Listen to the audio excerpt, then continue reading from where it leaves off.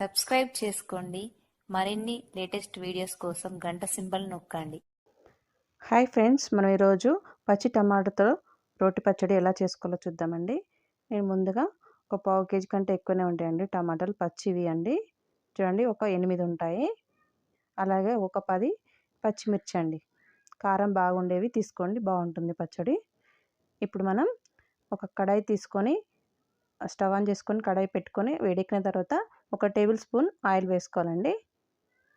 ఈ విధంగా 1 table spoon oil వేసుకోవాలి. ఇది వేడెక్కిన తర్వాత ఇందులో ఒక చిటికెడు జీలకర్ర వేయాలండి. జీలకర్ర చాలా మంచిదండి. ఇలా వేసిన తర్వాత ఇది ఫ్రై అయిన తర్వాత పచ్చిమిర్చిని చిన్నగా కట్ చేసుకొని వేసేసుకోవాలండి. ఇప్పుడు ఇందులో పచ్చిమిర్చిని ఇలా వేసేసుకోవాలండి. నెక్స్ట్ మనం కట్ చేసుకున్న టమాటా ముక్కల్ని కూడా వేసేసుకోవాలండి. ఇలా టమాటా ముక్కల్ని వేసేసుకొని మొత్తం కలిసేలాగా కలుపుకోవాలి. ఈ విధంగా మొత్తం కలిసేలాగా కలుపుకొని ఒక 5 నిమిషాల పాటు మూత పెట్టుకొని ఉడకనివ్వాలండి.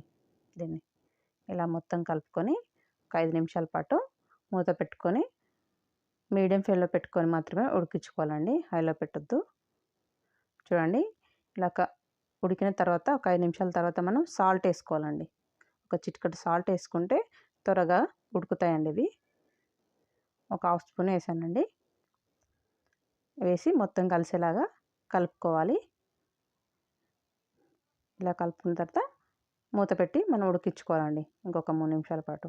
చూడండి, మనకు టమాటాలు అనేవి ఉడికిపోయాయండి. చూడండి, ఈ విధంగా ఉడికించుకోవాలి. ఇప్పుడు మనం స్టవ్ ఆఫ్ చేసేసుకోవాలండి. స్టవ్ ఆఫ్ చేసుకొని ఇందులో నేను ఒక 10 వెల్లుల్లి రెబ్బలను వేసానండి. చాలా బాగుంటుందండి. వెల్లుల్లి రెబ్బలు ఎంత వేసుకుంటే అంత టేస్ట్గా ఉంటుంది. చూడండి, ఇవన్నీ చల్లారిన తర్వాత మనం దీన్ని ఒక మిక్సీ జార్లోకి వేసుకోవాలండి. ఈ విధంగా ఒక మిక్సీ జార్లో వేసుకొని ఇందులో కొద్దిగా కొత్తిమీర, కొద్దిగా ఒక నిమ్మకాయ సైజు కంటే తక్కువనే చింతపండు కూడా యాడ్ చేసుకోవాలండి. చూడండి, ఇందులో వేసేసుకోవాలని టేస్ట్ తగ్గట్టు సాల్ట్ కూడా యాడ్ చేసుకోవాలండి. మనం ముందుగా వేసాం కదా, కొంచెం చూసుకొని వేసుకోవాలి. ఇప్పుడు దీన్ని మొత్తం మనం మిక్సీ పట్టేద్దాం. చూడండి, ఈ విధంగా మిక్సీ పట్టుకోవాలండి. ఇది రైస్లోకి చపాతీలోకి చాలా బాగుంటుందండి. ఇప్పుడు మనం దీన్ని పోపు పెట్టుకుందాం. ఇలా అయినా తినొచ్చు, పోపు కూడా పెట్టుకోవచ్చు అండి, మన ఇష్టం. మనం పోపు పెట్టేద్దాం. ఒక చిన్న ప్యాన్ తీసుకొని ఇందులో 1 టేబుల్ స్పూన్ ఆయిల్ వేసేసి పోపు దినుసులు వేసుకోవాలండి. జీలకర్ర, ఆవాలు ఏవి ఉంటే అవి వేసుకోవచ్చండి. మినపప్పు 1 స్పూన్, శనగపప్పు 1 స్పూన్, జీలకర్ర, ఆవాలు కూడా వేసేసుకోవాలండి. నెక్స్ట్ వచ్చేసి జీలకర్ర, ఆవాలు వేసుకొని మంచిగా వేయించుకోవాలండి. చూడండి, ఇవి ఇలా మంచిగా ఫ్రై అయిన తర్వాత ఒక 2 ఎండుమిర్చిని ఇలా చిన్నగా చేసి వేసుకోవాలండి. నెక్స్ట్ వచ్చేసి కరివేపాకు రెమ్మ కూడా వేసుకోవాలండి. ఒక కరివేపాకు రెమ్మ కూడా యాడ్ చేసుకొని మంచిగా ఫ్రై అయిన తర్వాత కొద్దిగా పసుపు కూడా యాడ్ చేసుకోవాలండి. ఒక హాఫ్ స్పూన్ పసుపు అనేది వేయాలి.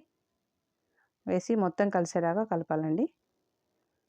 ఈ విధంగా కలుపుకొని మనం మిక్సీ పట్టుకున్న టమాటా పచ్చడిలో ఈ పోపు అనేది వేసి మొత్తం కలిసేలా కలుపుకోవాలండి. చాలా బాగుంటుందండి. చాలా ఈజీగా అయిపోతుంది. మీకు నచ్చినట్లయితే తప్పకుండా ట్రై చేయండి. లైక్ చేయండి, షేర్ చేయండి, సబ్స్క్రైబ్ చేయడం మాత్రం మర్చిపోకండి.